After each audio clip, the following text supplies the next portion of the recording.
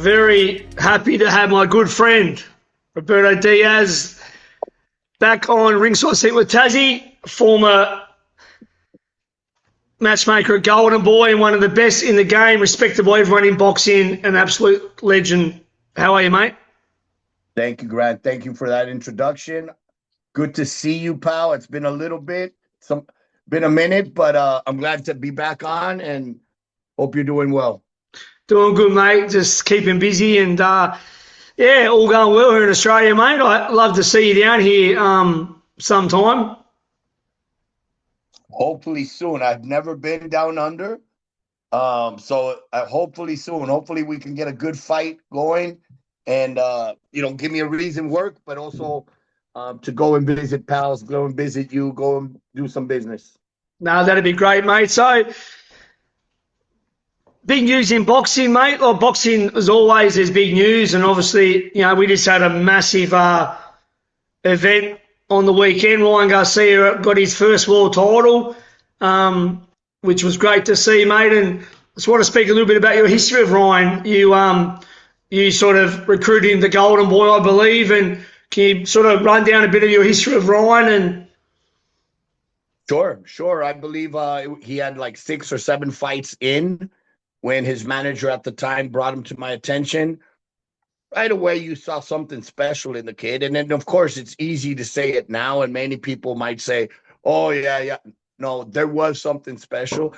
He had the accolades as an amateur, over 200 wins, and if I'm not mistaken, 14 national titles. But he had that it factor that we see today where he is, but he had it as even at a very young age. Of course, the social media following wasn't that big. Social media was at the early beginnings. But he caught on very quick. He knew, he understood it. And I think he understood it better than anybody at the time. And obviously started growing. Look, a lot of people say, remember, he was very young when I got him, when we signed him at Golden Boy, 6, 7 fights in, maybe 18, 19 years old. But there was something about him that reminded me. A lot of managers, trainers, fathers would tell me, take a look at my son or my fighter. He reminds me of, and name any legend, they probably said it. But before anybody told me, he reminded me of Oscar. Of course. The build, the weight class, the good looks. There was a lot of similarities. And I said, as far as, how good is he? Well, he was still young. There was time to grow. And early on, you could see quick first-round knockouts and how it was. And then the following, a lot of young teenagers. And just one of the things that I'll never forget is I show up to had a birthday party for my son, I believe was still in high school, and all his friends, hey, Mr. Diaz, tell us about this King Rye. A couple weeks later at a Christmas party I had at the house, my friends of my age, hey, Robert, tell us about this kid, King Rye. So he was attracting different generations, different age groups, and that's early on. That's when you're like, okay, this kid's special.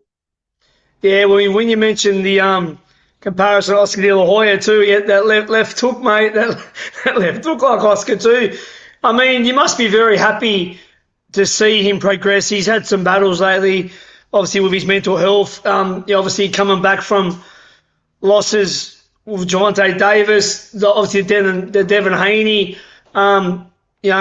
thing where he tested positive and then had a year out, and then obviously the pretty lackluster performance, which I was shocked against Rolly. It's good to see him back healthy with his father. I really like that, and to finally win his first world title, because it was something that eluded him. He would have seen Tio, Devin, Shakur, all that class of the younger generation, which they sort of were saying with the next 4 kings. You must be happy for him.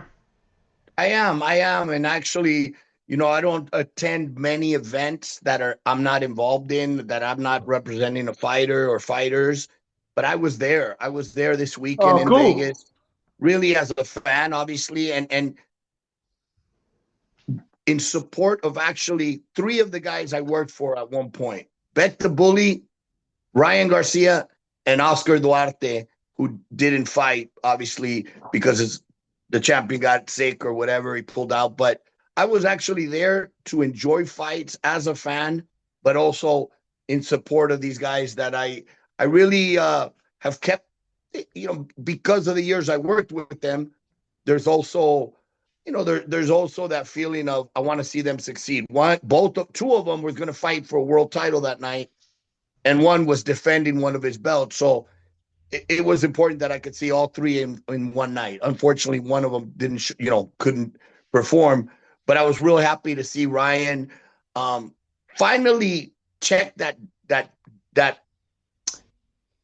dot for say.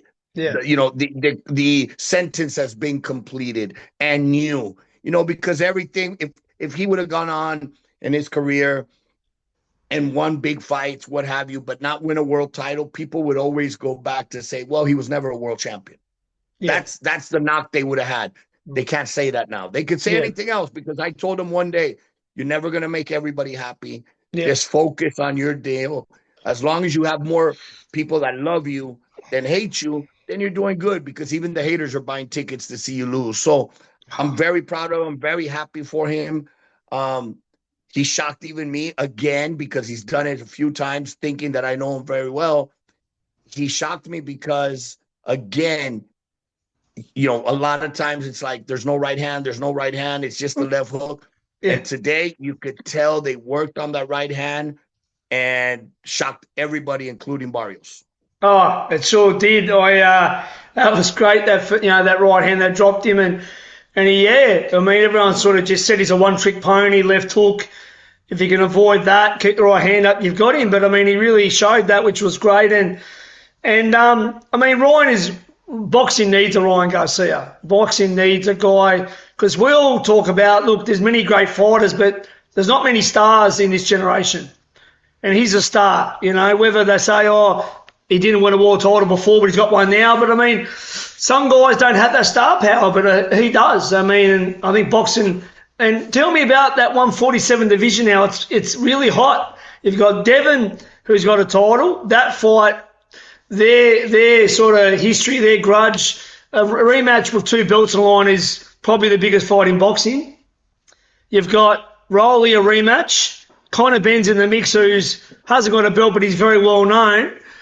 The possibility of Shakur moving up, which I think he could do quite easy. Don't think the size difference is that much. And, it's just such a really, really hot division now, 147.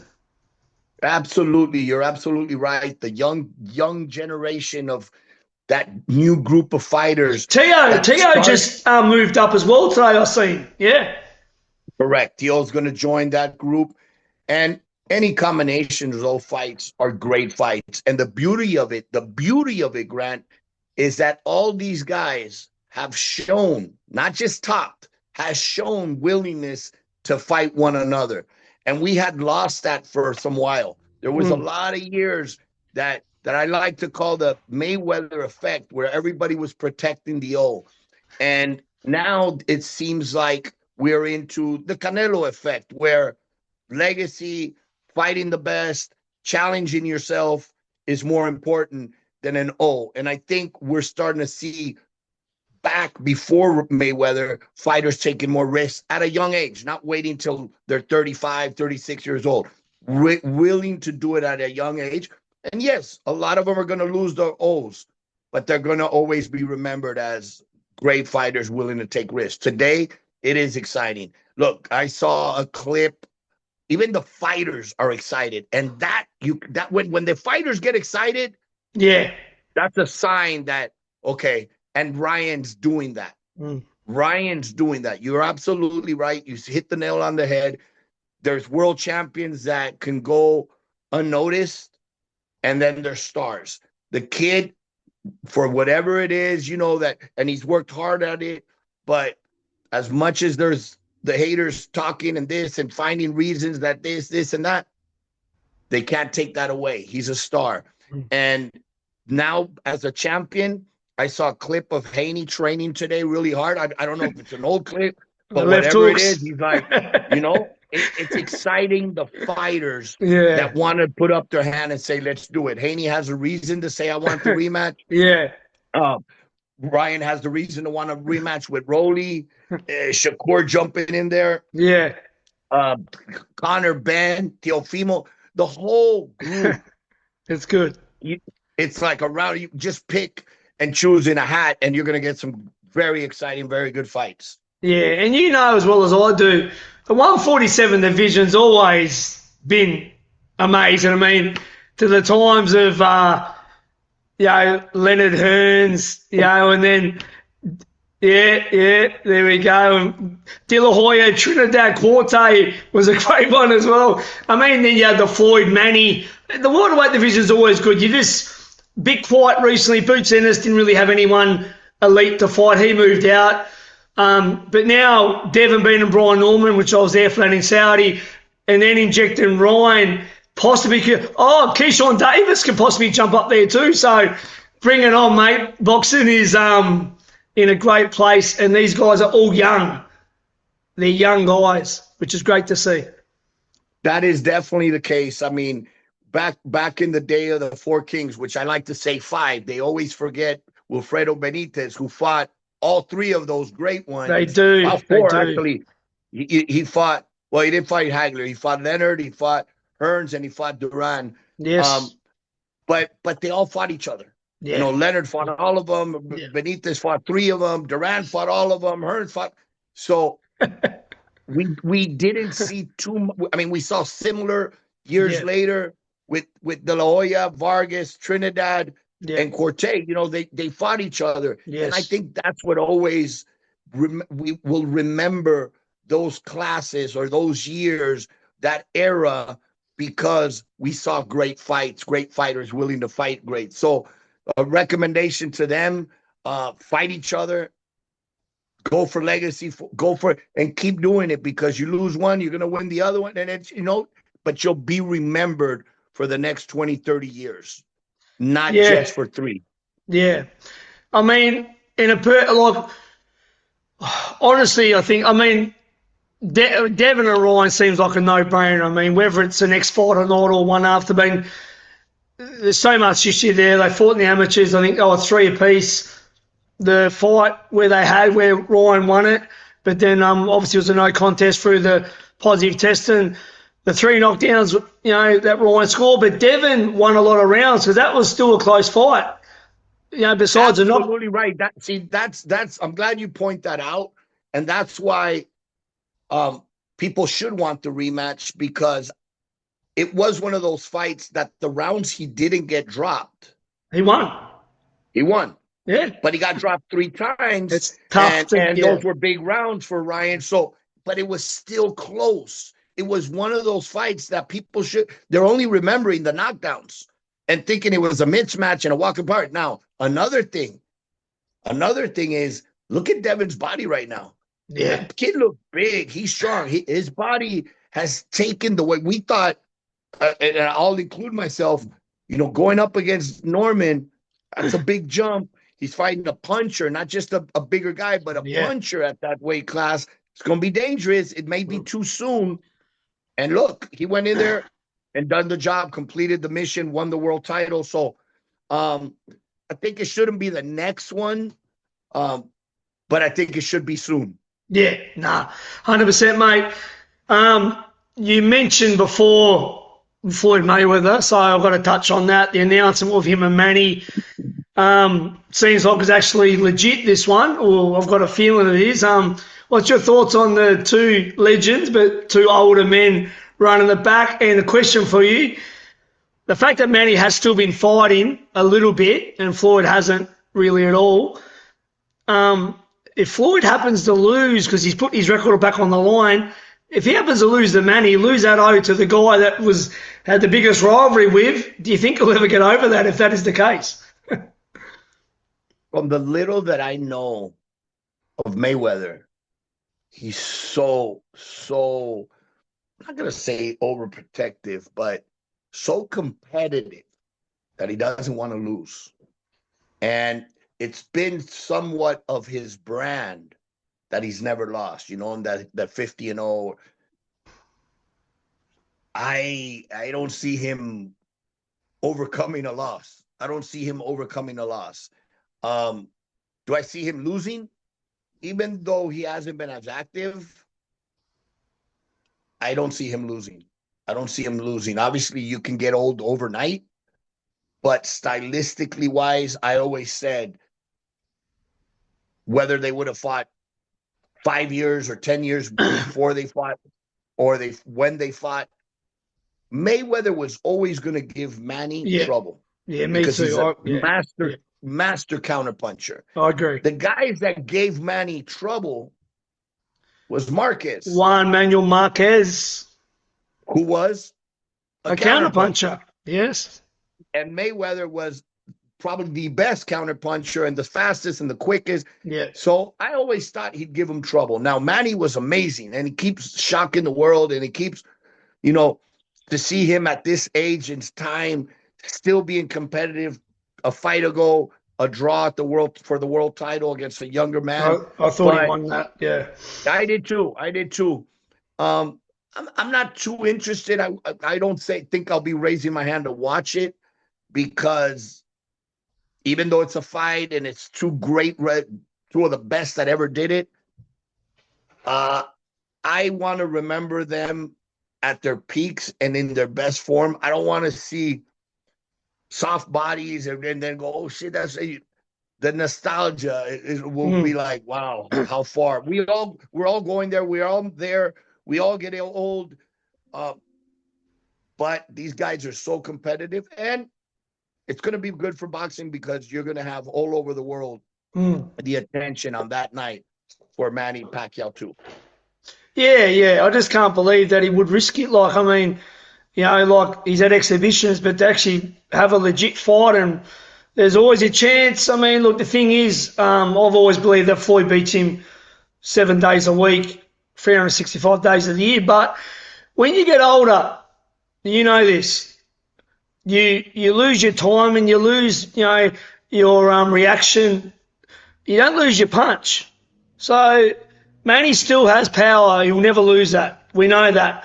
Floyd could be, if he's a little bit slower and a little bit non-reactive to punches, I'm just saying, like, if he does lose his, I can't believe there must be a lot of money involved. And I don't like to see any fighter come back. That's why I'm so happy. And sorry, mate, I've got to mention this because last time we spoke, you know, I'm very close to Bud Crawford. I love Canelo too. I love Canelo. Massive fan. And every time I see him, he knows my face and he gives me a big hello, and Eddie Reynoso on the team and signs gloves for me. You know what I mean? So he obviously knows my face, which is pretty cool. But Bud, I was confident that he would get the job done. And let's go back to that one, mate. What a display, Bud Crawford, and how good is it that you see a fighter retire on top with his faculties and with, you know, plenty of money in the bank. How good is that to see? How can I put it? Even the week of the fight, a lot of interviews, I kept saying to the media, stop saying it's a difference in weight.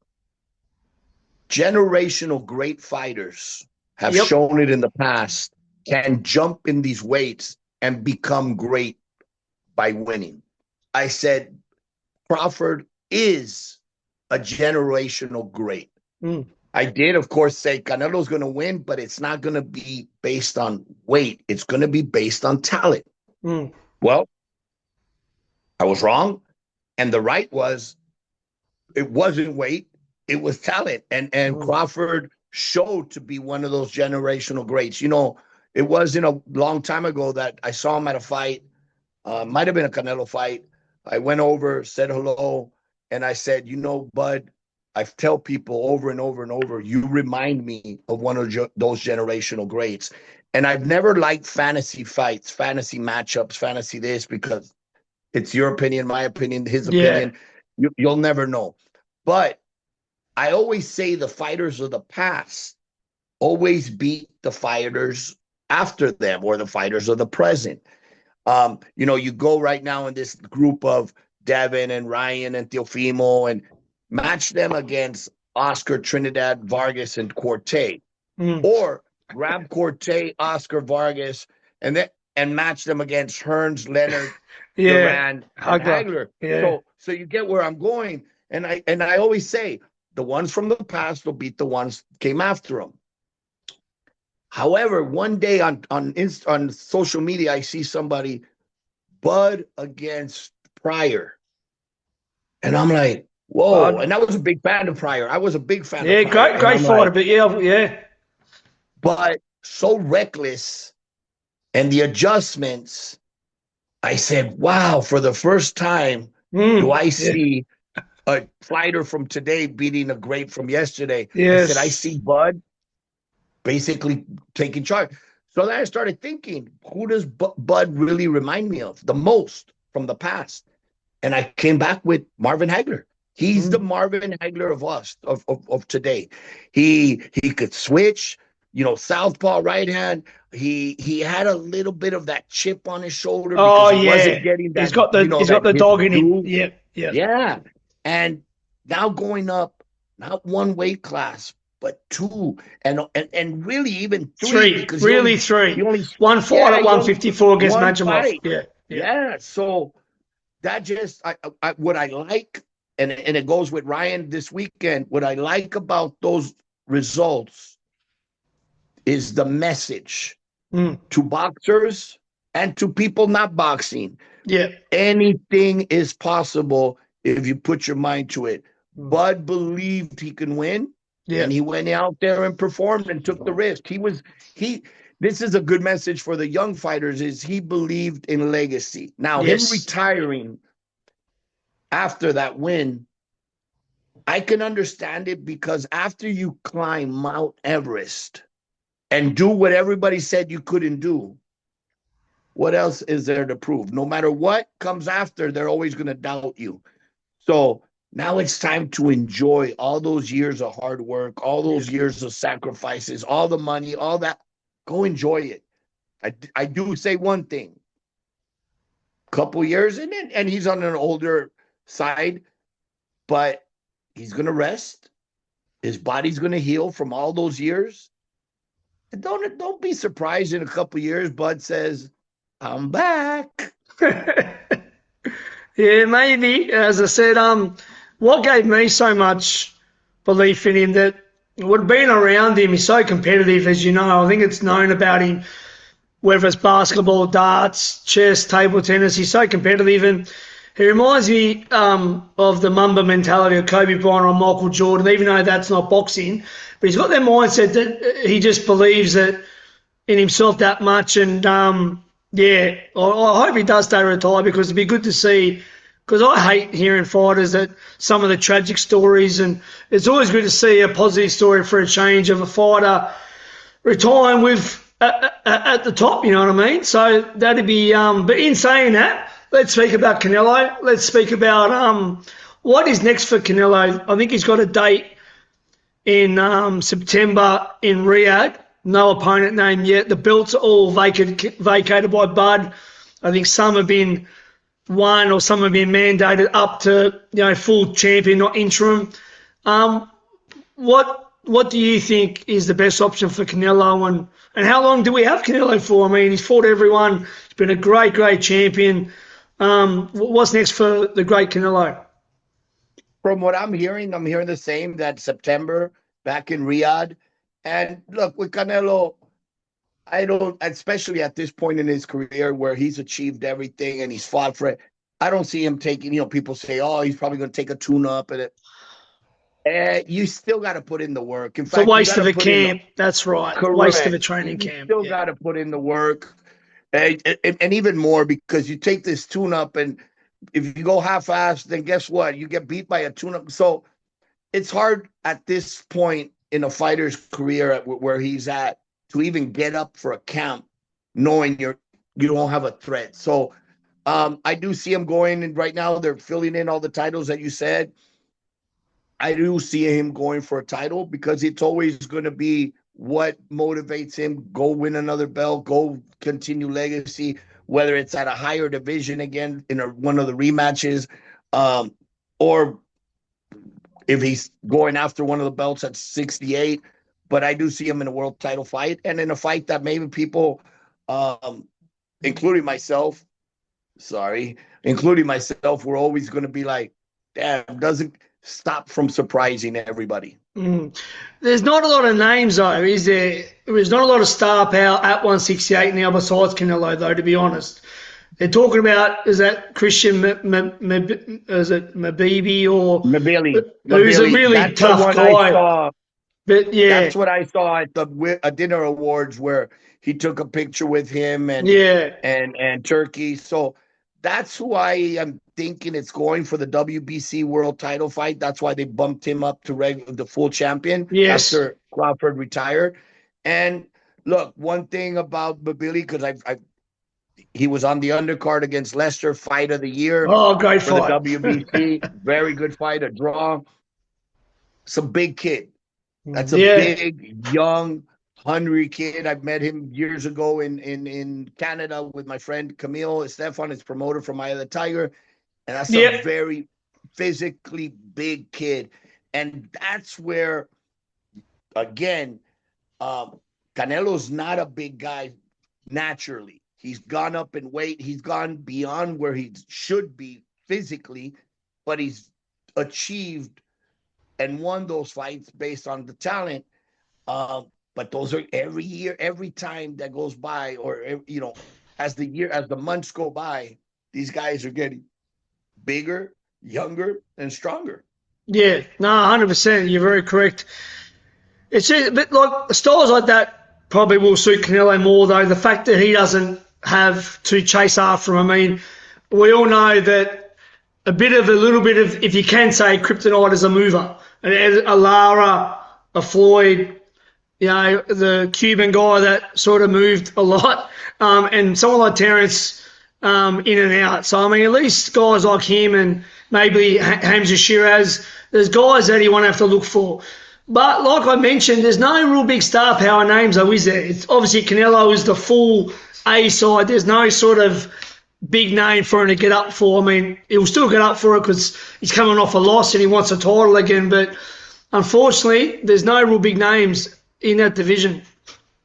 Yeah, it's now that he is no longer the champion of all, I think it's going to take a couple years where one comes in and starts dominating everybody and then becomes that guy. And, he's mentioned maybe 3 more years, one fight a year. So maybe towards that end, there's going to be one that has all the belts or the majority of the belts, and then he can go out like that. I think,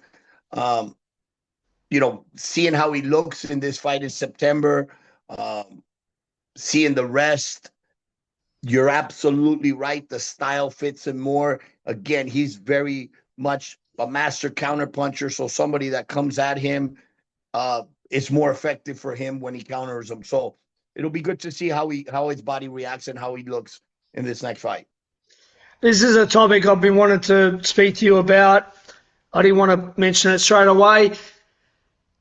The boxing world as we see it has took a little bit of a change. I need your expert opinion on what's your thoughts on coming in to boxing now, Zuffa, Dana White, and everything that's happening there. Is boxing going down? Is boxing safe? Is this just added, a bit of rivalry, or is boxing with what they're proposing with get rid of sanctioning bodies and, cutting certain divisions out, and I even heard trying to change the ring dimensions and all this stuff. Give me your opinion on this. Is this good for boxing, or is boxing under a threat from the boxing the way me and you know it? We're both historians. We both love the legends of the game and the history of the sport. Is boxing under attack right now? It seems to be. And people are taking it that way because some people are being attacked deliberately or directly. Boxing in general is not in danger. The boxing that you and I know is not in danger because the young kids that grow up and wanting to be the next Canelo, the next Crawford, the next De La Hoya, the next Mayweather, the next Pacquiao, are still wanting to do that. And they want to win the belts that their champions, their idols once held. And that's from the sanctioning bodies, the WBC, BA, BO, IBF. That's not going to change. But there's other options and there's opportunities. And that's good for boxing, for fighters. It's good for trainers, and it's good for managers. Why? Because, for instance, as a fighter that I'm not signed with any of the promoters, what do? I take the role of an opponent, or, hey, maybe I can join this league in Zuffa and become somebody and make some money. What they're trying to do, we may not agree it because we're from a different past.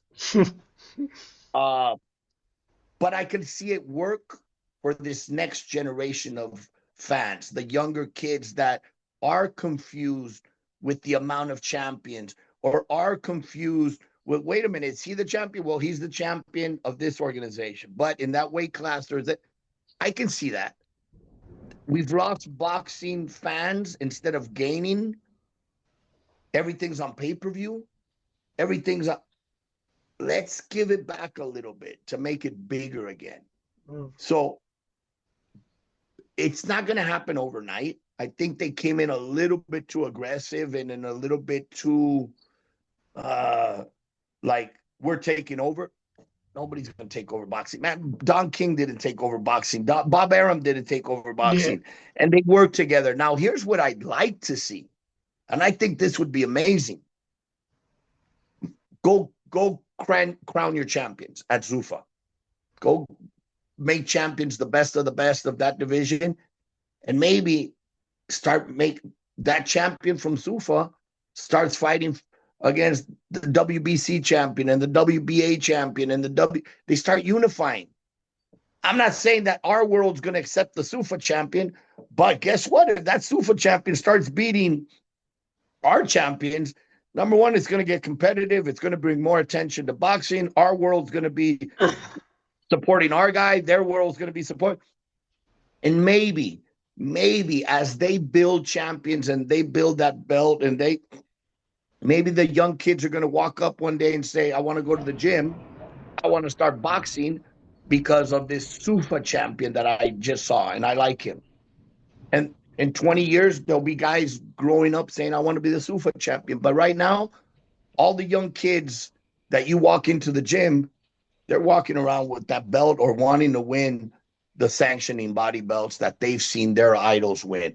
So again, in short, I think it's good for more opportunities for young fighters. And I'll give you an example. A former world champion that's already won a world title from the sanction bodies. But there's probably little chance he's going to win it again. He's past his prime, or that division he's in is too tough.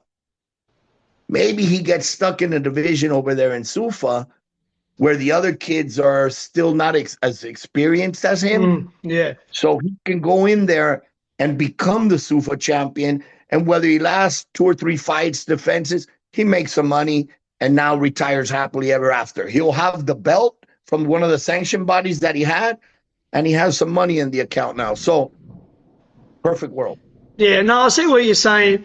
What do you think of it, though? Like, is Dana White just a figurehead, the face of this thing? Because you've got Seller, I think, owns a lot of Zuffa, which is Turkey, and the doctor over there. You've got, obviously, big portion of DAZN he owns, obviously the Ring magazine. Like, is it sort of Dana White just a figurehead, and obviously coming in hard saying won't be no WBC belts and it won't be, Oscar's a baby and Eddie's a baby. Like, who's really pulling the strings at this thing?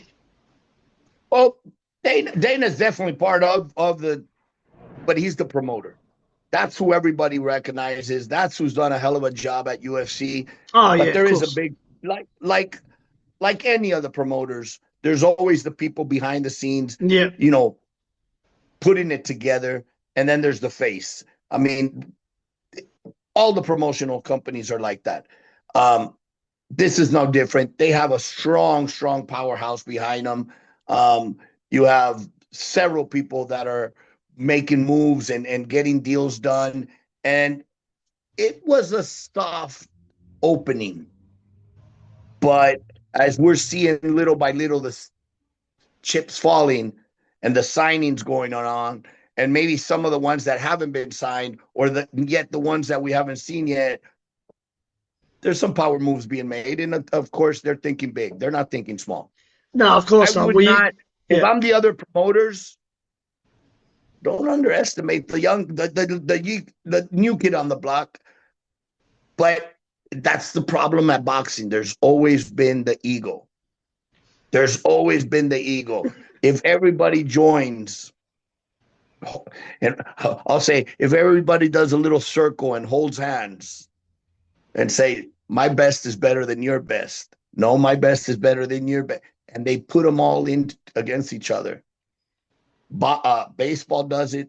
Basketball does it. Football does it. Yeah. Boxing doesn't do it.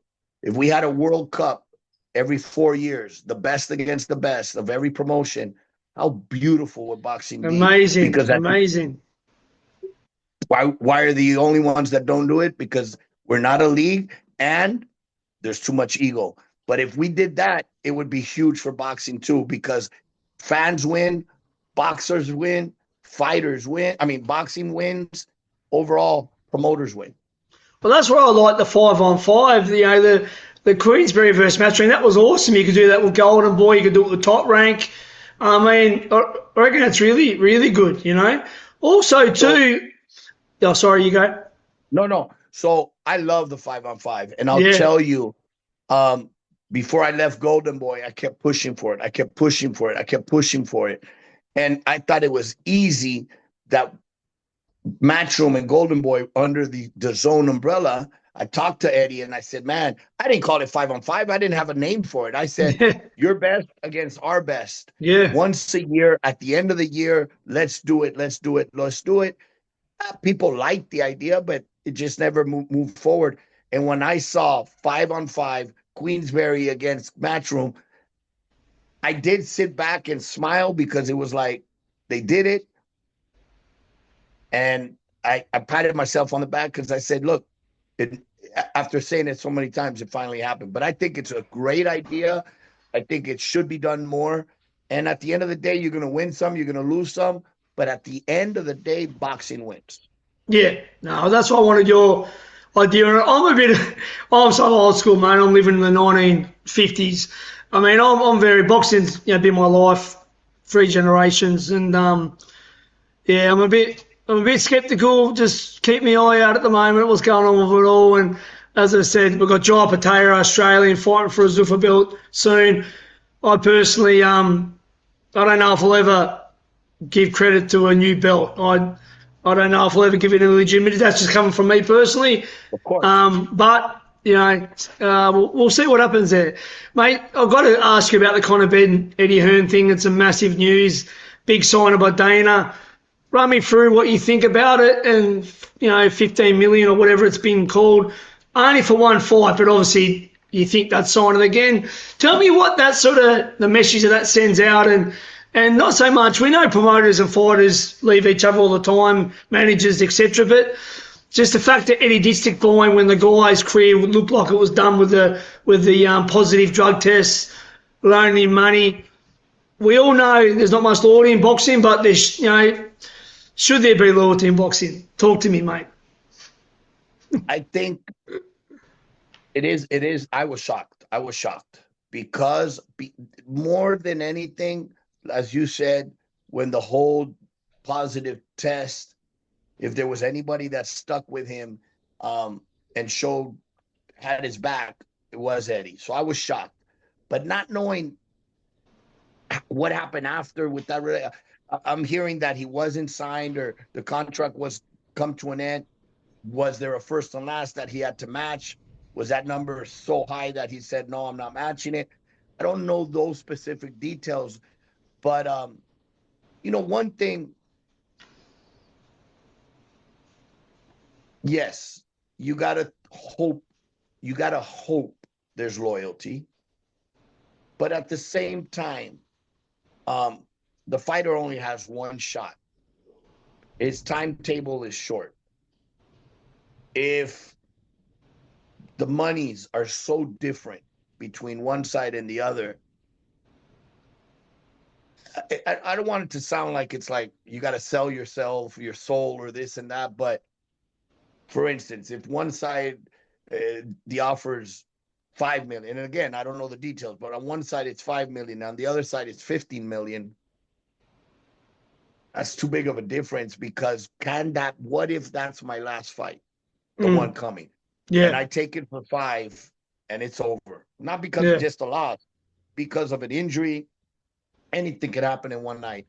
And do you want to retire with 15 million or 5 million? Now, personally, business-wise, yeah, I sleep better at night if I know that somebody has loyalty and that I can give that back.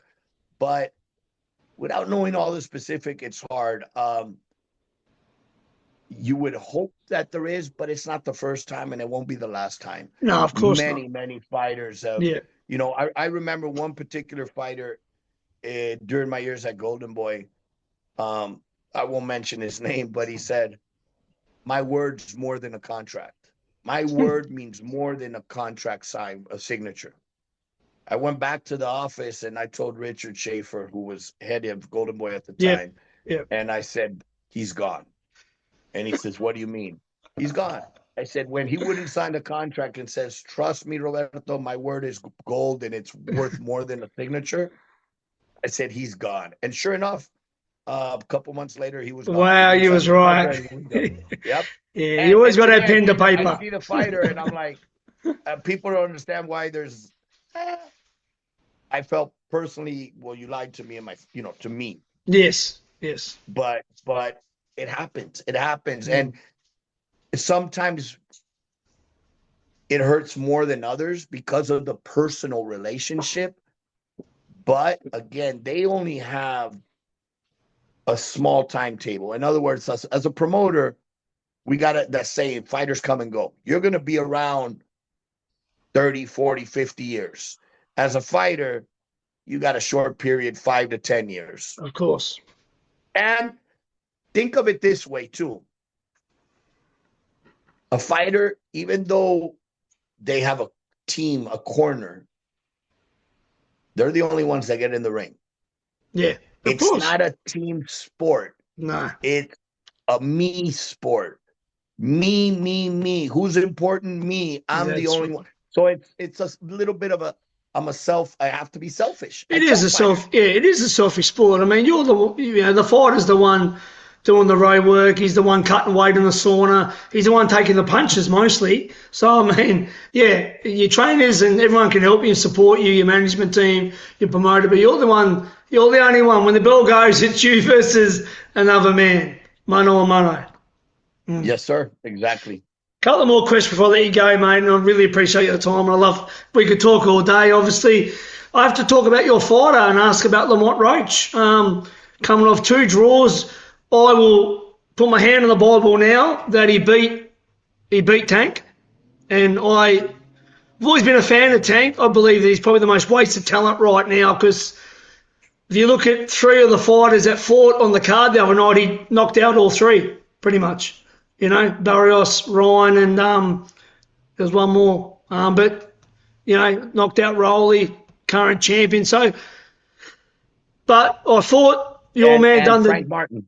That was the one. Thank you. That was it. So, yeah, and he's knocked out Rowley as well. He's a champion. So, look, Tank had the biggest platform, but your man done the job that night. But then he had another one against Pitbull. Again, put my hand on the Bible. Your man got the job done. What's next, Lamont Roach? Obviously, Shakur's up there. I mean, he could. Tell me what you're allowed to tell me at the moment to the world. If it's not top secret. Absolutely. Thank you for mentioning him. I mean, last year, was a breakout year, no doubt about it. People got to know who Lamont Roach was or is, and it was unfortunately two draws, but two draws that had the flavor, the taste of victory. Because now everywhere he goes, people recognize that he should have won both those fights. So at least they weren't defeats, which would have been tragic, but two draws that have the taste of victory. He said it. He said it. He's one of those fighters. You know, a lot of fighters talk and make it sound good and sound pretty, but when the contracts come or it become difficult or overpriced and the fights don't happen. He said it prior to Tank. I want the big fights. I want championship fights. I want to collect belts. What hurts me the most right now is today, when we mention Lamont, we should be mentioning the 3-division world champion. Yeah. 130, 135, and an interim title at 140. Yeah. Today, he's a 1-division world champion on the books. But we're working right now closely with PBC to finalize his next bout. And it will be for a world title. Look, he's mentioned it. There's been talks of there's a lot of interest on his part. And I know on the other side as well, because he's that type of fighter as well, as we were mentioning, in Shakur Stevenson. We'd love to do that fight in a couple more fights. Absolutely. Why not? But right now, his focus is on world titles and winning world titles. And he could fight. He's shown it. He could fight at 35. He could fight at 40. So he's ready to sign a contract when it comes. Well, as I said, the two opponents that he had draws with and should have got the decision, Tank Davis at the time, top 3 biggest names in boxing, up there with Canelo and you know, Ryan, people like that. And then Pitbull, who's loved by all of Mexico. I mean, Pitbull is a known fighter, you know, and especially his style is exciting. He's what really typifies a Mexican fighter, as we know. And going back to the great Julio Cesar Chavez. So Lamont has come off against 2 big names, and I really like to see. I can't wait, and I'm a fan of Lamont, and I really want to see him progress, and I'm excited to see what's next for him. Thank you very much, and obviously that means a lot, because I think he's earned it. He's shown grit. He's shown cojones to go in there and say, "Look, I'm willing to go to New York and fight Tank," which is basically Tank's backyard. He's fought there many times. Yep. I'm willing to go to San Antonio, which that night was Little Mexico. Mexico. Yeah, 100%, 100%. And I'll say this: he walked the dog that night, because you never seen Pitbull take a backward step, and Pitbull was going back and trying to outbox and trying to, you know, do lateral movements, and he got frustrated. But look, that was a one-handed Lamont. After the 5th round, he broke his hand in the 5th round and fought one-handed the rest of the fight. So showed that he didn't quit, and not only that, adjusted. And people, look, this is a message to a lot of the fans that, oh, if Lamont would have boxed the whole fight, he wins clearly.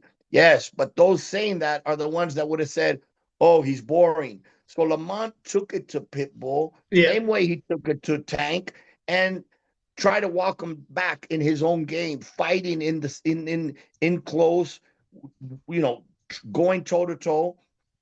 And the adjustments came after he started seeing Pitbull run out of gas. Nobody ever thought Pitbull was going to run out of gas coming from the altitude in Mexico, and he was gassed. Yeah, he was. 2 more before we go, my friend. You obviously, being a golden boy for as long as you were, you must have. I'm going to ask you about Vergil Ortiz. Obviously, your relationship. Obviously, did you know him? And obviously, what do you think is going on? Obviously, what you can speak about, what your thoughts are with him possibly leaving Golden Boy, Oscar. The fight with Boots Ennis, is it happening or not? Tell me a bit about Vergil. I know Vergil very well. I have a lot of love and respect for him and his dad and Yeah. his corner. Great kid. Robert Very Garcia, quiet, legend. very quiet. Yeah, no, for sure. They have a great team and look, I don't know too much, but what I read and see, uh, I will tell you as a fighter, there's no doubt in my mind Vergil wants to fight with Boots. There's no doubt in my mind that once it gets resolved, either way, whatever happens, we will be seeing that fight. There's also no doubt in my mind that it's going to be a hell of a fight and that Vergil's going to win. There's no doubt in my mind on all that. It's unfortunate what's going on.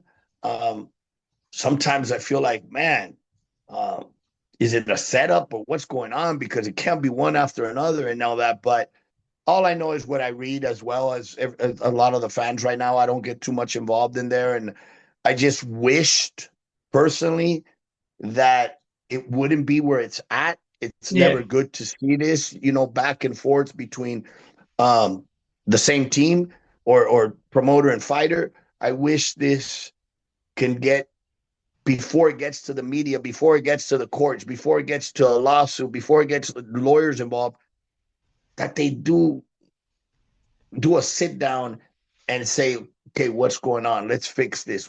How can we fix this? I've always, there's a saying that a bad settlement is better than a good lawsuit, or a good fight. So it's just bad to see, and regardless if it gets resolved, the things that are, don't use social media, keep it Yeah. out of the public, because what happens is feelings get hurt, or you said this, even if they go back to a working relationship, it's no longer a relationship. It's just now a business relationship, not a friendly. So I've seen it too many times, and it's like, it keeps happening. But again, we said it earlier with Conor Benn, it won't be the first, it won't be the last. It'll continue happening Yeah. in boxing. And it's unfortunate. It's unfortunate. It's a great It never fight. happens. Yep. Go ahead. Go ahead. No, Go you ahead. go, mate. You go. It never happens when there's no attention on the young fighter or who is that fighter, Yeah. because at that point it's release him or let him go or this and that because they don't think highly of him. It's always happens at the start type, at the top, because that's where all offers are there, and then distractions or other, but that's where you should have that relationship even more. Again, I don't know the specifics, Yeah.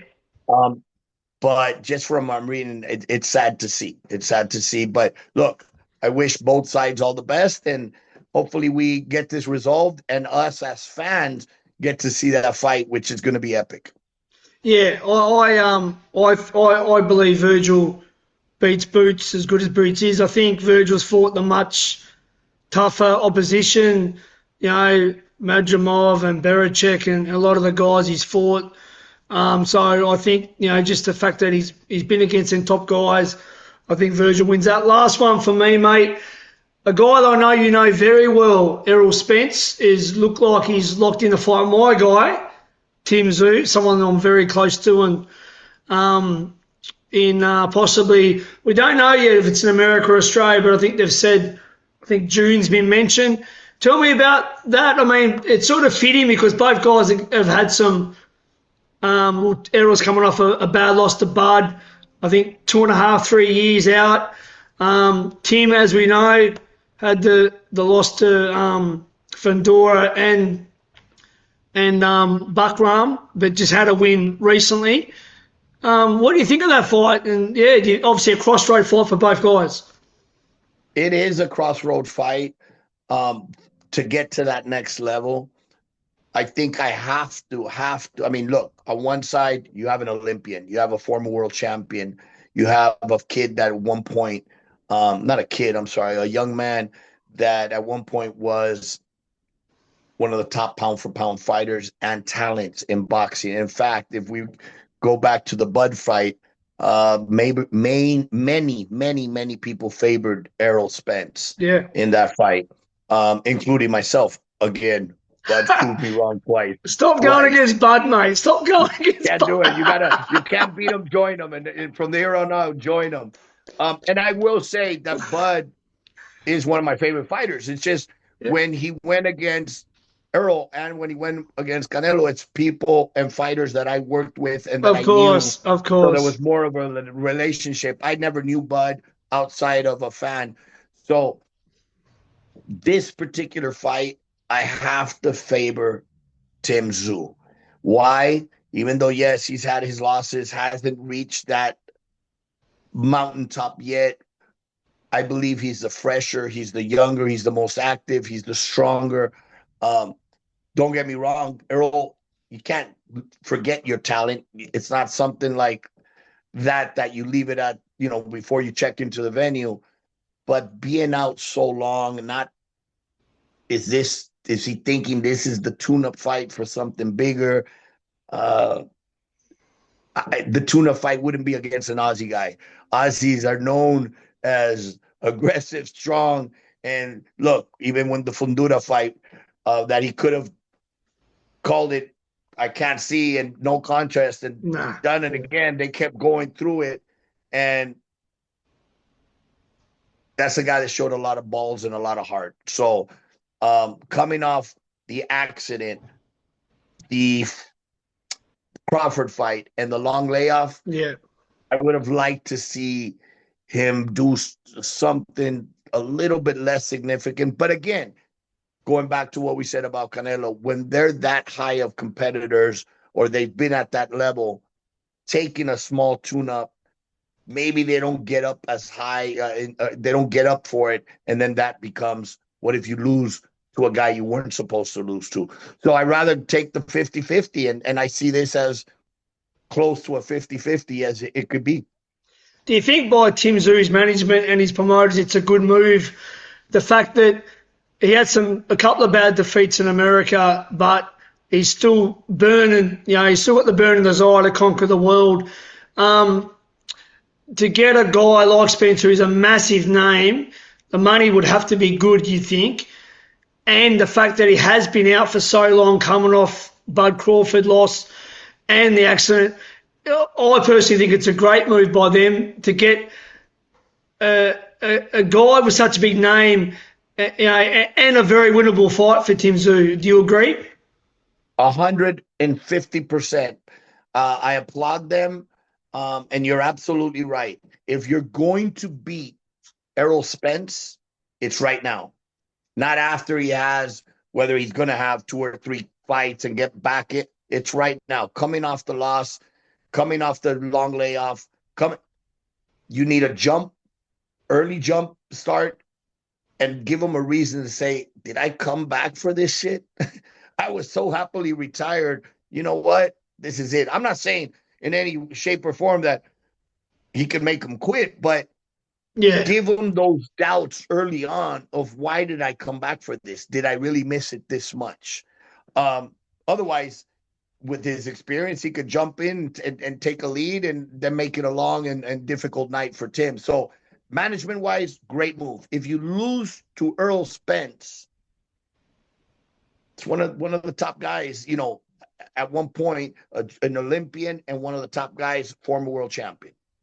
But if you go and take another fight against Joe Blow, that nobody knows, and then you lose to him, then you definitely put the nail on coffin and retire. But right now, this is a good move, because if you ever have a chance to beat Spence, it's right now. Yeah, I think it's a masterstroke move. Shout out to my dear friend Tim Tszyu's manager, Mike Altamura, a guy I know you would have probably had dealings with in the past. He's one of the real, one of the smartest managers in the game. And No Limit, the promotion team there, I think it's a masterstroke, because to get back in the US market, a win over Spence, which I believe Tim will get the job done, and I'm possibly, no disrespect to Errol, possibly even a stoppage somewhat. What a way to get back in the US market. Now, if he wins in the way I predict he wins over Spence, then he's right back up there with all the names. Vergil, Boots, the very good Puerto Rican boy, Xander. Yep, and the Josh Kelly, the English guy, and whoever else is around. Ryan could move up and fight at 154 easy. Imagine Ryan Garcia versus Tim Zuffa. I mean, I think it's a masterstroke. So shout out to No Limit, Mike Altamura, Darcy Ellis, because I think it's a really good move. Absolutely, absolutely. Look, at this level, at this point, it's if he was 18 years old, take care of him. There's a long career. Closer to 30, it's time to go make some power moves if you're going to stick around. Yeah, yeah. Well, By mate, the way, shout out to my boy, George Cambosis. Tell him I said hello, and to his father, Jim, all the best. I'm due to ring to the one and only Billy Dib. Billy the Kid Dib. I'm due to ring George later on about something actually, and I think he's got something cooking. He's got a fight date announced soon. And you got to remember what George has done too. That night over TO was one of the greatest sporting moments in Australian history. So I hope Australia appreciates what George has done, because he really got boxing back again in Australia. Billy Dib. Before we go, he's doing amazing things. He's doing things, humanitarian work over in countries like Lebanon, Syria, all the nations around helping kids. What a great human being is our friend Billy Dib. Amazing. And I think one of the things that we've talked in the past is giving the message of hope, being an advocate for a survivor, being a champion in and outside the ring, but giving back. And look at him. Look at him. I mean, he's all over the world giving back. And I think that's a treasure in itself. And also telling God, thank you for letting me live, because I'm going to make you proud of why you made the right decision. And long live Billy Dib. Well, mate, thank you again. I don't think there's much more we could have covered, which is happening at the moment in boxing. And I hope you enjoyed it as much as I did, because to sit there with someone I respect in the game like yourself, who's respected by everyone and knows the game back to front, to me, it's been a great hour. Thank you so much, Grant. Thanks for remembering me. Thanks for being a great friend. Hope to see you very soon at an event. Until then, stay safe. God bless. Thank you for being on Ringside Seat with Tassie. About to hit record now, mate. If you can just hang on the line for 1 sec. I just want to have a chat to you, and I'll stop it now.